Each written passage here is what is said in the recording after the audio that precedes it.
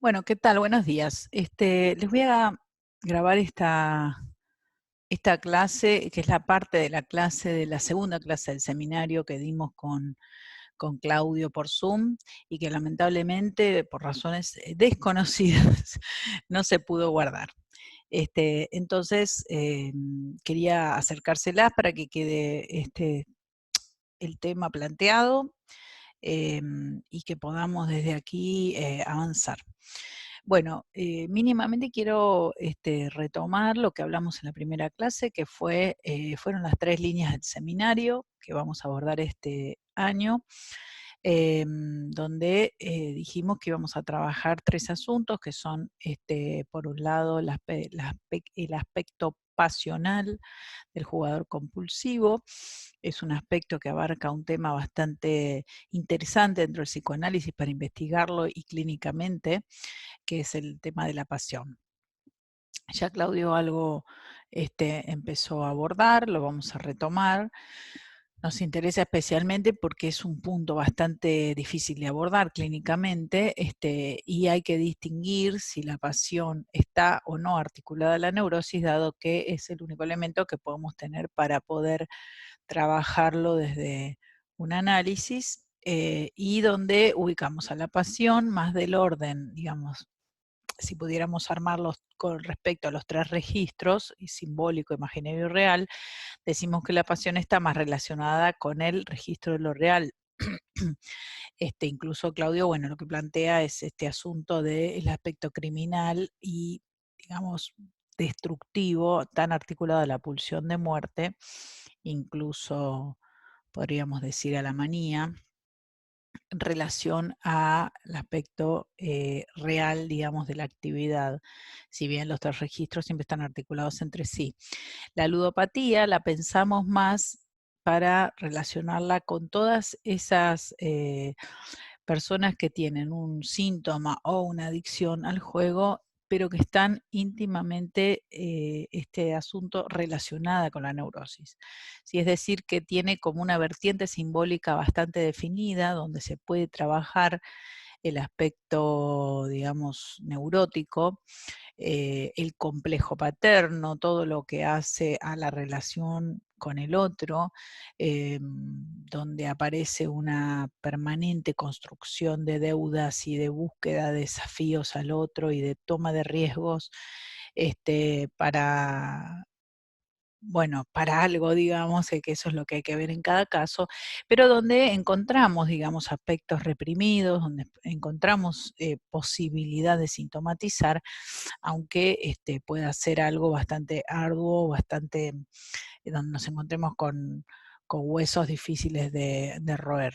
Por último, el tercer aspecto que definimos como para tomar una línea de trabajo es el aspecto más imaginario del juego, donde se ubican aquí problemáticas más amplias, se podría decir, donde vamos desde un aspecto que va desde el juego de máquinas tragamonedas, por ejemplo, donde aparece como mucha más, menos, digamos, definido el aspecto simbólico y del límite, ahí aparece como más infinitizada la práctica, incluso donde la apuesta es algo bastante secundario, y donde la cuestión de la pérdida y de la encontrar un lugar donde estar se hace bastante más evidente, pasando por todo el espectro de juegos que encontramos de pantalla, ¿sí? Yéndonos también a los juegos de celulares, a las apuestas online o a los juegos sin apuestas, ¿sí? Eso lo van a abordar también en esa línea, la cuestión, lo que se llama los videogames. Decimos que ese es un aspecto un poco más ligado al registro imaginario, porque allí lo que se arma es una suerte, digamos, de cuerpo, ¿no? Y de mundo ligado a la imagen y a la construcción, digamos, de algo con relación a la pantalla y donde los otros aparecen en una dimensión también bastante imaginaria, y donde el aspecto simbólico queda como un poco más de costado, donde más se pierde un poco más la dimensión del límite. y que también está, digamos, funcionando, por supuesto, el registro de lo real siempre está, digamos, pero donde aparece un predominio, vamos a decir. Entonces tenemos las 3 líneas y vamos a trabajar ahora un poco lo que es lo que llamamos ludopatía. Bueno, ustedes saben que la ludopatía como tal ha sido clasificada por la psiquiatría hace muchos años. Primero como monomanías, luego, bueno, les comentaba en la primera clase ese manual fantástico del año 1561, donde ese señor ubica que hay algo de la palabra en el jugador que está íntimamente ligado a esta práctica y que tiene que pasar por la palabra para poder curarse, sería. Y bueno, desde la psiquiatría tenemos varias corrientes. Ustedes saben que está la corriente más norteamericana, digamos, del DSM, que es básicamente descriptiva, que tiene una relación muy directa con la cuestión farmacológica, donde hay una epistemología, digamos, de base biológica. Entonces la explicación se da a partir de los neurotransmisores, la actividad cerebral, que es lo que potencia, digamos, que alguien siga y siga en una misma actividad, por la acción de la dopamina, la búsqueda, digamos, de más placer, y que está, digamos, el trabajo orientado más que nada a detectar eso y luego tratarlo con medicación y también con las terapias comportamentales porque se la considera un trastorno, o algo, digamos, desadaptativo. Y lo que se busca es que el jugador se vuelva a adaptar, con lo cual los trabajos son más que nada en torno de tratar de reeducar o corregir esa conducta, especialmente de sus creencias, como les decía la primera vez que nos vimos. Es considerado un trastorno y se lo trata, digamos, de volver al camino, digamos, de la adaptación. Hay otra corriente de psiquiatras que trabajan más en forma más dinámica, teniendo en cuenta algo que nosotros le damos mucha importancia, que es no solo, digamos, la cuestión de la causa, que sería de la biología para los psiquiatras clásicos, sino de la función que puede tener el juego en la vida de una persona. Es decir, que se lo considera como que alguien juega para algo en particular. Y en ese sentido, estos psiquiatras que trabajan mucho en Italia, en Australia, en Inglaterra también, hay un psiquiatra australiano que se llama Blasinski, que trabajó muchísimo sobre este tema, y él define a los jugadores en 3 clases. A los primeros los llaman jugadores pasión, precisamente, lo que hablaba Claudio recién, tienen que ver con esos jugadores que tienen una vida, digamos, relativamente normal, donde no hay algo que, digamos, los haga sufrir del orden, digamos, del malestar, por lo menos no aparece este, tanto eso en primer plano, sino que se vuelcan al juego por una cuestión de que les produce una emoción particular, que esta es la misma emoción que después el discípulo de Freud lo va a relacionar con el riesgo. Dice, bueno, busca algo que lo haga sentir, algo que no siente en su vida cotidiana, como un paréntesis, un oasis, una sensación incluso orgásmica, dice él, y que los problemas que tiene con el juego son problemas acarreados por la relación al juego, no que hayan sido previos, ¿sí? O sea que no es que juega para sacarse un malestar, sino que encuentra un malestar a partir de que juega así, por los excesos a los que se puede ver sometido. Estos son los jugadores pasión. Luego tenemos los jugadores que llaman con trastornos emocionales previos. Estos son los jugadores que este psiquiatra dice que presentan síntomas ya de ansiedad, depresión o trastornos límite, dice en algunos casos, la mayoría son neuróticos, dice él, y son jugadores que juegan para moderar un estado de ánimo previo, ¿sí? Es decir, para compensar determinadas angustias o ansiedades. Luego ahí tenemos la gran mayoría, digamos, de los jugadores, y luego tenemos una tercera clasificación que son los jugadores con alto nivel de impulsividad. Estos son los que tienen trastornos, dice este psiquiatra, de todo tipo, o sea, no estamos hablando solo de juegos, sino que tienen prácticas de consumo compulsivo en relación a otras sustancias y también una suerte de desinhibición que hace que, bueno, que es cuando se dedican al juego, se arruinen también. Aquí aparecen más que nada la psicosis, las psicopatías, hay otros consumos, aparecen trastornos de la personalidad. Bien, por otro lado, fíjense que del lado del psicoanálisis, ahora vamos a ver cómo lo plantea Freud, pero del lado del psicoanálisis nosotros vamos a tomar la línea que venimos trabajando en la Escuela de la Orientación Lacaniana hace muchos años, que dentro de lo que es el Departamento de Toxicomanía y Alcoholismo se considera la toxicomanía, el alcoholismo también, como una práctica de consumo que tiene una función en el psiquismo de cada sujeto, es decir, que se lo considera como algo que está al servicio, ¿sí?, de determinada función dentro de la subjetividad y que eso es lo que habría que localizar. Y también la noción de uso, o sea, ¿para qué usa alguien determinada práctica? Por lo tanto, el juego aparece como respuesta, ¿sí? Como respuesta, como solución, decimos también. O sea que no se la considera un trastorno, ¿sí? Se la considera una respuesta.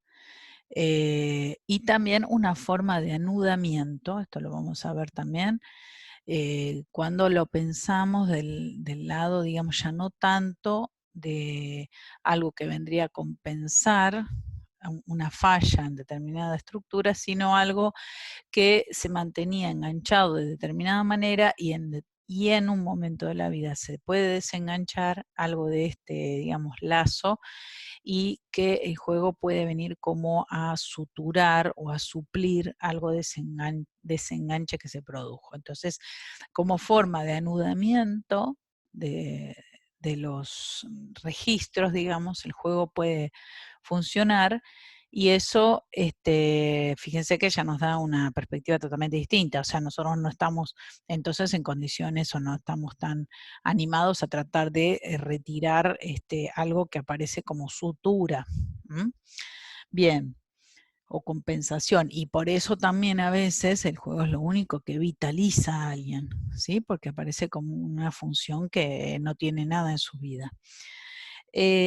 Otra cosa importante es que desde el psicoanálisis, que es una práctica donde todo lo que tiene que ver con la significación y con la subjetividad está muy en primer plano, digamos, se trabaja con las palabras. Sin embargo, esta es una práctica que no remite a ningún significado.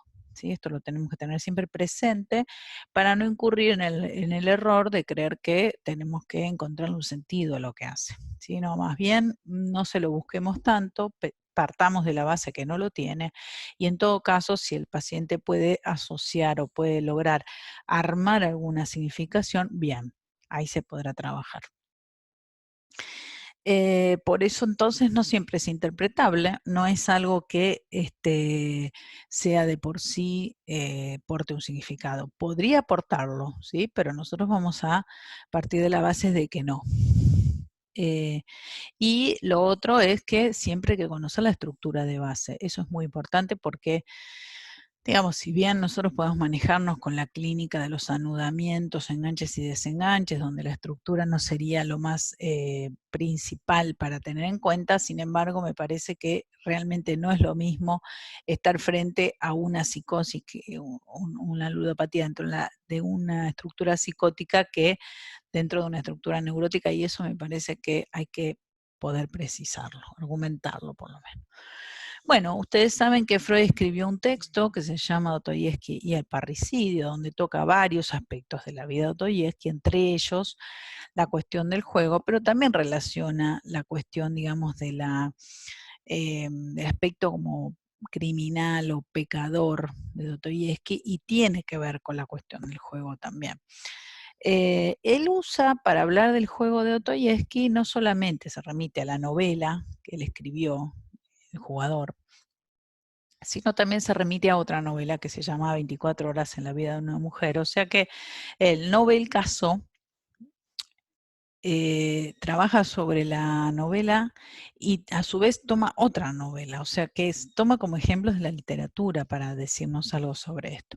Y este caso que toma, de esta novela, digamos, remite a una historia, bueno, de un joven, que una mujer lo conoce, una mujer más grande, lo habrán leído, y yo quería, digamos, detectar o señalar 4 aspectos que me parecen muy importantes porque están muy relacionados con lo que podríamos llamar es el perfil de un jugador. El primero en relación a la persistencia en torno del juego. Digamos, si hay algo que uno va a encontrarse en la clínica esta, es que cuando el jugador está, como ellos llaman, en carrera, es decir, alguien que no está tropezando con el juego, sino que el juego es algo que lo lleva de la nariz y no se plantea dejarlo, lo que aparece es una vida en relación al juego, es decir, todo les sirve para seguir jugando. Hay una insistencia enorme en seguir. Así que es lo que plantea este personaje. En segundo lugar, él hace alusión a las manos y dice que las manos son como un elemento importante en la vida del jugador. Bueno, de hecho usa sus manos para jugar. Él no, todos los jugadores usan sus manos para jugar, incluso ahora que lo que se usa es el dedo, digamos, porque se digitalizó todo y lo único que hace falta es tocar una tecla, pero de todos modos las manos cumplen un papel, que Freud lo relaciona con la importancia que tiene en la masturbación en la práctica del jugador. Pero también podemos decir que tiene que ver con lo que llamamos el uso de las manos en su dimensión pulsional, pero también en su dimensión manipulativa, ¿sí? Porque lo que se ve ahí en el cuento justamente es el modo que él tiene manipular a la mujer que se le acerca para poder obtener de ella lo que él quiere, que es dinero. ¿Mm? Aparecen también algo del jugueteo con las manos, pero también con las cosas. O sea, aparece algo del orden del jugueteo cuando él hace alusión a que se va a matar y que entonces ella cree que lo va a salvar y bueno, y toda la cuestión entre la vida y la muerte aparece como incluido dentro de como de un jugueteo, ¿sí? Una manipulación.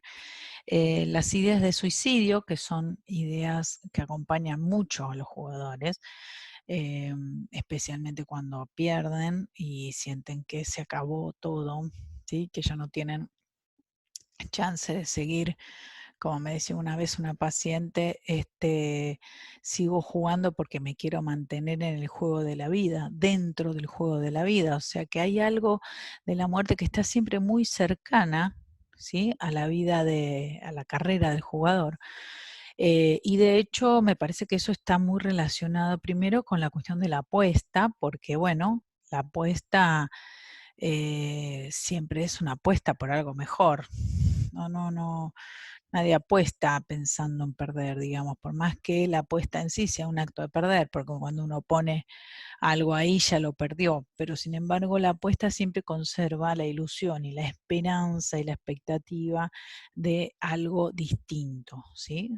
Entonces, tengo la impresión de que el asunto de la muerte siempre está muy cerca, porque como bien decía Lacan, aquel que es muy esperanzado también es quien puede llegar a matarse, porque es quien en un momento de desesperanza dice, bueno, mi esperanza no se cumplió, ya está, ¿no? Y por último, las fantasías de salvación, que es otro de los elementos que aparecen en el cuento, donde la salvación, digamos, no solamente la piensa el jugador en cuanto a, bueno, voy a seguir jugando para salvarme, sino que también la piensa el otro, que es en este caso el partener, en este caso esta mujer, pero muchas veces aparece del lado de la pareja del jugador o del hijo o del padre, donde considera que hay algo que podría hacer para salvarlo de eso que él hace contra sí mismo y que lo pone en un lugar de cómplice. Digamos, el asunto es pasar del salvador al cómplice. ¿no? Porque es quien, digamos, creyendo que lo va a ayudar, por ahí le permite seguir.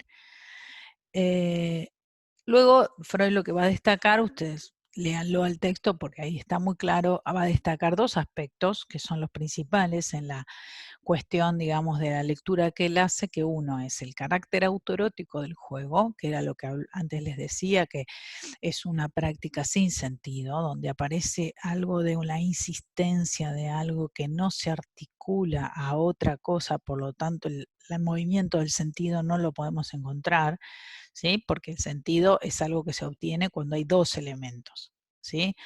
Entonces, en este caso, el elemento es único. Entonces se insiste en el mismo elemento, es algo que no se, en el cual no se obtiene un sentido, sí se obtiene una satisfacción, pero no un sentido. Entonces, aparece el carácter autoerótico, que es lo que él llama el juego por el juego mismo. Es un juego solitario y acá voy a tirar un poco la línea, digamos, lacaniana, que es, lo llamamos la insistencia del goce fálico, ¿sí? De el uno fálico.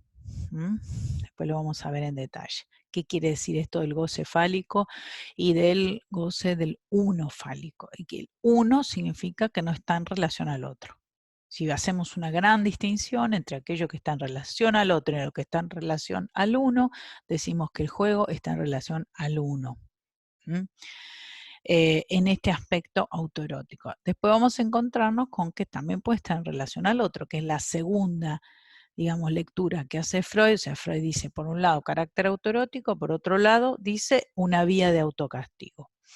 Y cuando hablamos del autocastigo, acá también se definirían dos aspectos grandes, pero el Freud va a tomar especialmente uno, que es el de la culpa inconsciente, va a decir él. O sea, aparece algo que es la incidencia, ¿sí?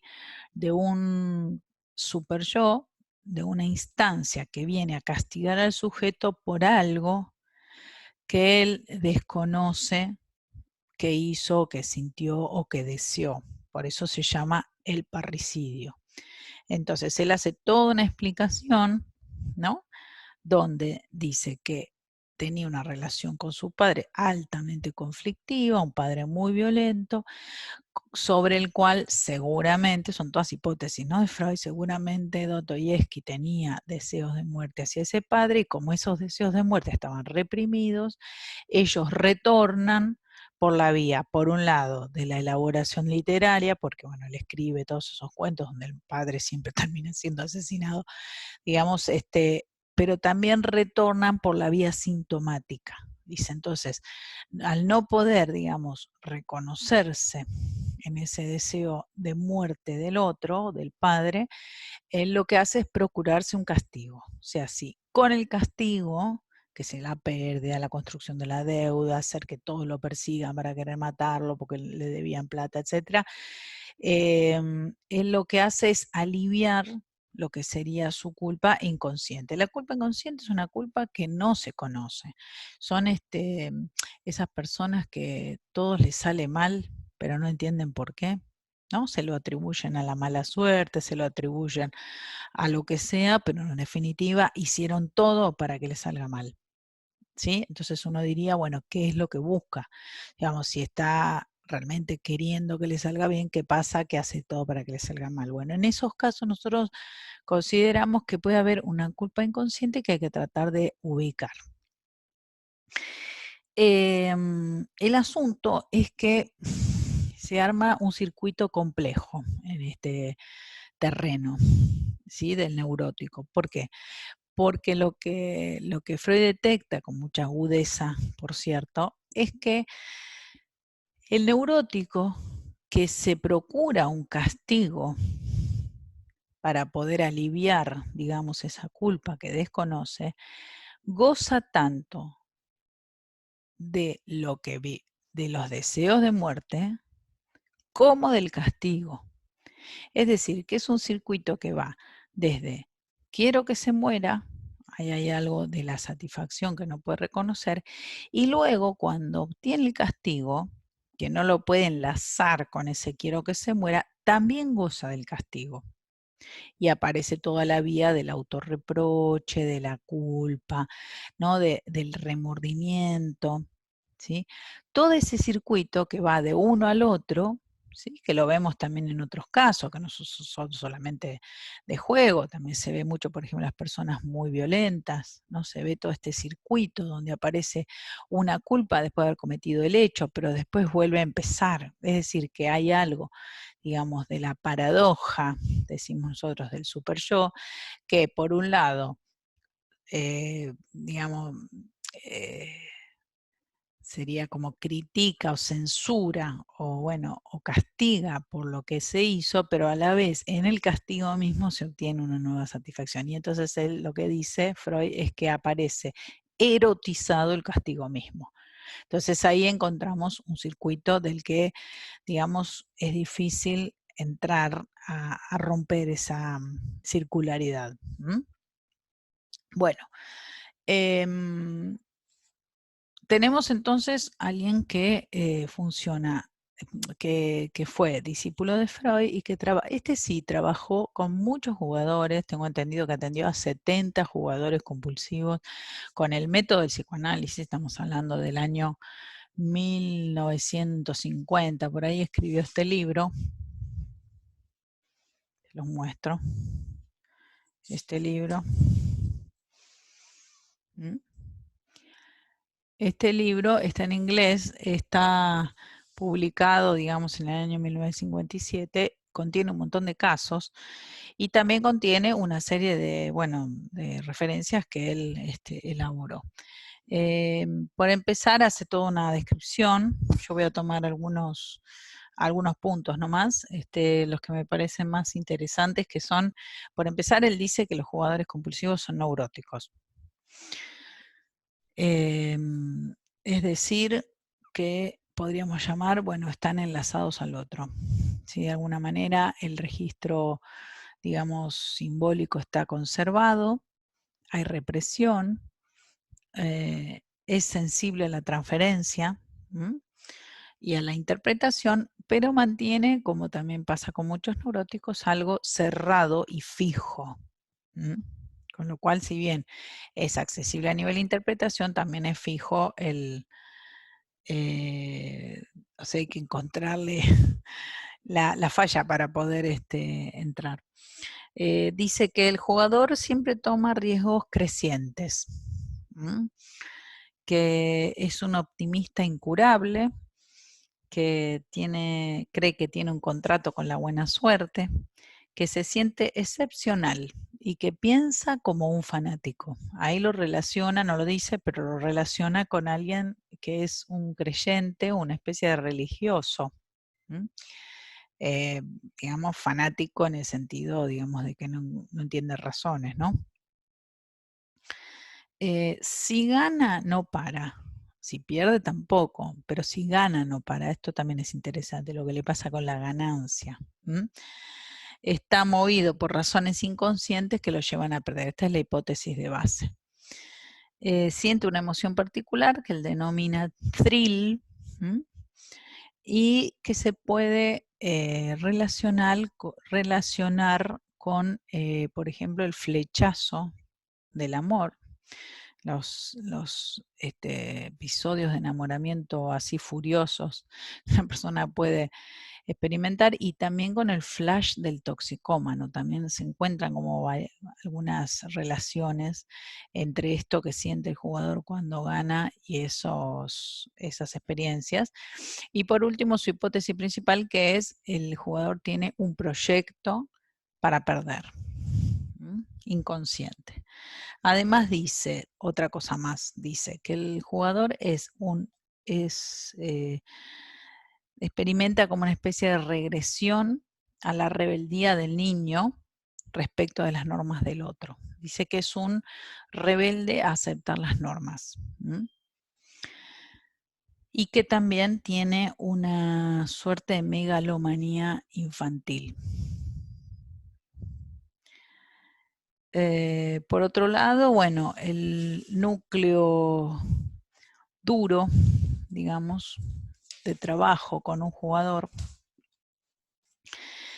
me parece a mí, un ludópata tiene un núcleo duro de trabajo. Nosotros podemos incidir sobre este juego de porque sí, haciendo intervenciones, podemos tratar, digamos, de localizar cuáles son los sentidos que se asocian, ¿no? Nosotros podemos ir armando lo que le pasa con el otro, cuál es la problemática con el padre, digamos, siempre vamos a encontrar vías por las cuales acceder.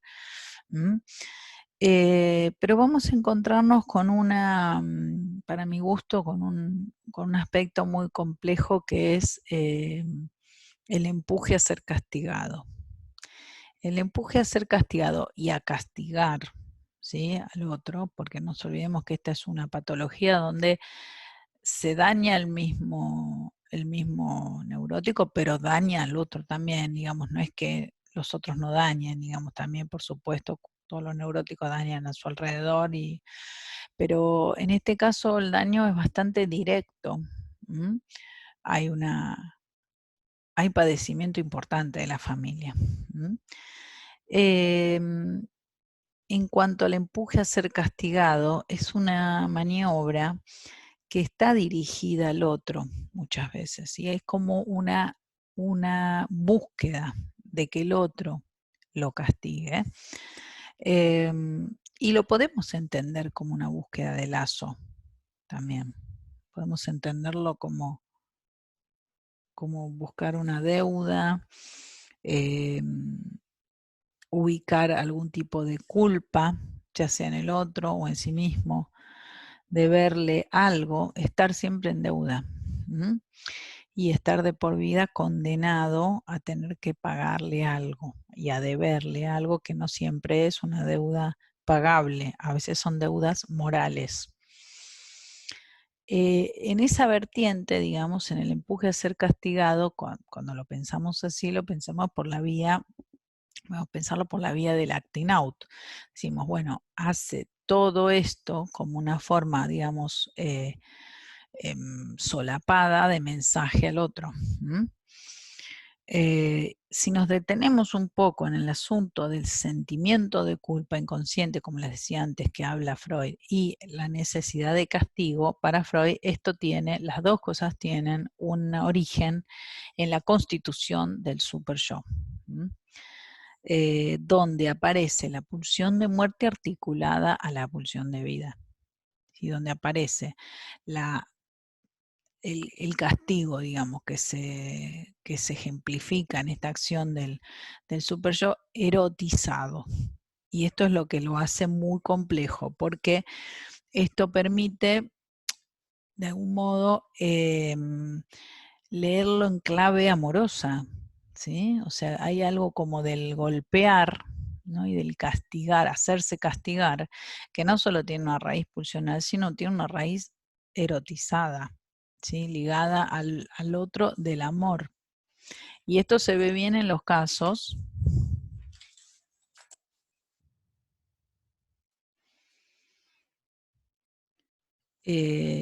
donde aparece a veces un sentido muy coagulado, ¿no?, de las escenas, donde, por ejemplo, les voy a contar un pequeño relato clínico. Un paciente vivía siempre de alguna manera dependiendo de su padre, porque económicamente el padre era muy poderoso y él lo mantenía. Pero a partir del momento en que empieza a querer, digamos, usar el dinero para otras cosas, no para las que el padre definía que debía usarse, se encuentra con el conflicto de que el padre eso no lo aprobaba. Entonces, ¿qué es lo que le pasa a este joven? Descubre por casualidad un día que podía, apostando, ganar un dinero que quedaba oculto a la sanción y a la mirada del padre. Lo que él no sabía es que no quedaba oculto a la sanción de su propio super yo. Por lo tanto, él empezó a hacer todo esto de obtener dinero por otra vía, mientras que el padre lo venía engañando, ¿no? Y cuando empezó a perder y empezó a tener problemas, porque se empieza a enredar con esto, ¿no? O sea, no puede separar tanto el dinero que le da el padre del dinero que él ganaba por otro lado, empieza a tener deudas y en esas deudas empieza a sentir que la única forma, digamos, de salir de la mentira era mintiendo más. Y que era imposible que él le pague la deuda, digamos, el dinero que le estaba faltando, empezó a usar dinero del padre para poder, digamos, bancar estos gastos. Y entonces él empezó a tener muchos problemas, mucha deuda, ¿no? Y una de las cosas que a mí me llamaba la atención es que siempre me decía que él no disfrutaba de jugar, esto lo he escuchado muchas veces, sino de que, como les decía al principio, aparece el juego como un modo, ¿sí?, de hacerle frente a algo que le pasa.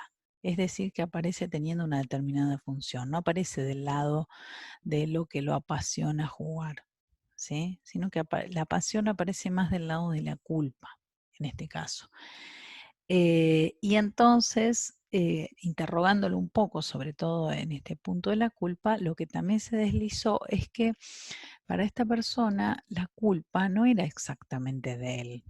O sea, él se sentía mal por lo que hacía, pero a él le parecía que la culpa era del otro, porque el otro era el que, digamos, le impedía usar la plata como él quería, no le daba las libertades, etcétera. O sea, se había armado toda una historia donde, digamos, si bien él hacía algo para ser condenado, en el fondo la culpa la tenía el otro. Con lo cual, cada vez que se destapaba la olla, aparecía este otro, que además siempre aparecía como del lado del poderoso, del que tiene todo, como quien podía sacarle el peso de encima, pero a la vez volverlo, ¿no?, a someter a sus propias reglas. Bueno, y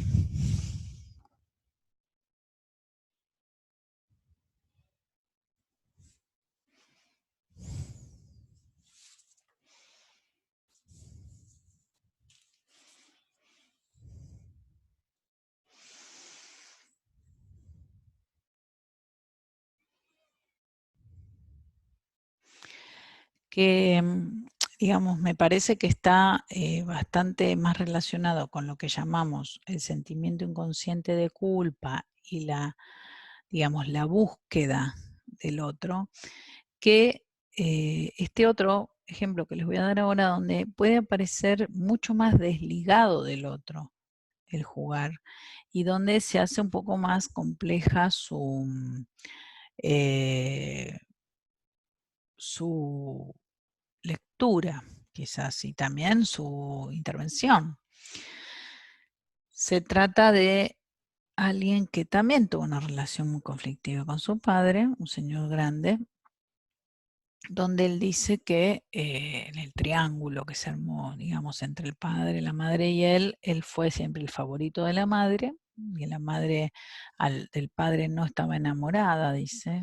Bueno, no sabemos si no estaba enamorada de él, pero él aparecía como el hijo representante del falo, ¿no?, materno. Y el padre siempre fue como muy denigrador con él. Esto es lo que dice, que por un lado estaba siempre admirando y tratando, digamos, de seducir a la madre porque él se daba cuenta que la madre no lo miraba, pero a la vez se dedicaba a degradarlo a él. Entonces él dice que en un momento, a los 18 años, se hartó y se desprendió del padre, se separó y empezó una vida por separado, dice él. Creció mucho, se hizo bastante exitoso a nivel, digamos, laboral, empezó a ganar dinero, se casó y dice que cuando el padre vio que le empezaba a ir bien, cada vez lo humillaba más, con lo cual él dejó de hablar con el padre. Pero ocurre que alrededor de sus 30 años, él se separa de esta mujer. En realidad la mujer lo deja por otro. En realidad él encuentra, hay como una escena de infidelidad, pero bueno, él dice que había descuidado muchísimo la relación con ella, tenía 2 hijos. Y dice que empecé un camino de destrucción que no entiendo, ¿sí? A partir de ahí algo se activó que no pude desactivar, y había él tenido, digamos, ya un éxito económico importante, bueno, empezó rápidamente a destruir todo. Dice, iba como un autómata a jugar. Este es de esas personas que, digamos, los mismos casinos detectan y invitan y los llevan de acá para allá con todo pago, porque son personas, digamos, especiales para eso, porque saben que después terminan dejando todo lo que no tienen. Voy como un autómata a jugar. A mí no me gustaba jugar, dice, pero yo iba sin freno a estrellarme. Cuando hago eso, porque no fue eso solo a los 30 años, lo hizo varias veces, se levanta y se vuelve a estrellar, dice él, construye y se vuelve a destruir. Lo hago sin angustiarme. Así como me destruyo, me levanto, me supero, me armo de nuevo. Incluso me siento orgulloso, pero cuando mejor estoy, peor estoy. Se lo dice claramente. Digamos, acá nosotros podemos ubicar algo que también Freud lo describe en ese texto que se llama Los que fracasan cuando triunfan. Él también ahí lo relaciona con la necesidad inconsciente de culpa, con el sentimiento inconsciente de culpa. Pero también está esto en relación a lo que en el texto, más allá del principio de placer, Freud dice que se trata de uno de los ejemplos de más allá del principio del placer cuando habla de la reacción terapéutica negativa. ¿Por qué lo digo? Porque cuando él dice cuanto mejor estoy, peor, ¿sí? Nosotros podríamos leerlo por el lado de la culpa inconsciente, pero también podemos leerlo por el lado de un empuje, ¿sí? Un empuje a estar mal, que eso es lo que dice Freud más allá. Hay algo, digamos, de la activación de una pulsión que va en contra de la vida, ¿sí? Y que lo encontramos en los momentos, digamos, del tratamiento donde, que son bastante delicados, que son, por ejemplo, cuando el jugador empieza a recuperarse. ¿Mm? Bueno, este aspecto, la reacción terapéutica negativa, lo que yo llamo la necesidad de castigo, a mí me parece que está bastante desprendido del complejo edípico. ¿Sí? O sea, se puede articular, incluso los pacientes pueden hacer como una relación, pero a mí me parece que es la acción de la pulsión de muerte, digamos. Hay algo de la acción como sería desregulada, ¿sí? Del super yo, que como ustedes saben, Freud lo relacionaba con la herencia del Edipo, hablaba de que el super yo tenía que ver con la cultura también y con la inhibición propia, digamos, de las pulsiones, pero Lacan lo reformula y le da un nombre como uno de los nombres de lo real. Dice, el superyo empuja a gozar. ¿Eso qué quiere decir? Que empuja a lo peor. Entonces, me parece que la reacción terapéutica negativa está ligada a la peor cara de la voracidad del superyo, que siempre pide más, pero más para estar peor, digamos. Bueno, esto me parece que es un punto que hay, por lo menos en los casos, lo tenemos que tratar, digamos, de ubicar. O sea, no sería lo mismo aquel jugador que busca para llegar al otro, digamos, de alguna manera, aunque sea una manera destructiva, aunque sea una manera de construcción de deuda, aunque sea una manera sometida, ¿no? Como vimos en el primer caso, que aquel que juega para hacer existir, digamos, y hacer concretar algo de esa destrucción propia del empuje a gozar. ¿sí? Donde la intervención ya no sería interpretativa, sino que sería una intervención más del orden de, bueno, que aparezca el otro, ¿no? Porque esta es una línea que va en relación a sin otro, ¿sí? Se entienden las dos diferencias, ¿no? O sea que en un lado tenemos al otro demasiado pleno, demasiado coagulado, demasiado sentido, ¿m? Tiene yo soy en función del otro que me somete sería. Y en este caso tenemos algo muy desprendido del otro, donde el otro es utilizado quizás incluso para poder hacer jugar todo esto. Entonces podemos quedar como de espectadores perfectamente de una digamos, dinámica que va al servicio de lo peor y nosotros ahí tenemos que intervenir de otra manera. Bueno.